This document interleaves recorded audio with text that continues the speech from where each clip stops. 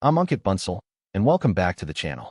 This is the final one, agent number 10, an analytics agent in Node.js.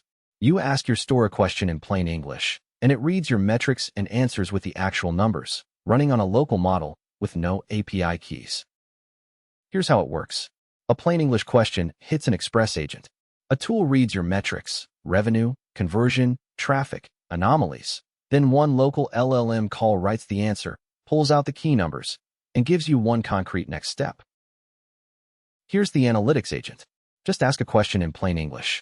Why did sales drop last week? It reads the metrics and answers directly. Revenue down 22%, driven by conversion falling, with the exact numbers behind it. Ask where to focus to grow revenue, and it points you at the biggest lever, plus one concrete next step. No dashboards, no digging.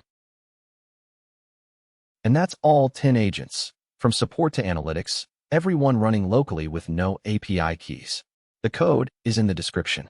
If you found this series helpful, please hit like and subscribe. There's a whole playlist of all 10 agents waiting for you. Thanks so much for watching, and I'll see you in the next one.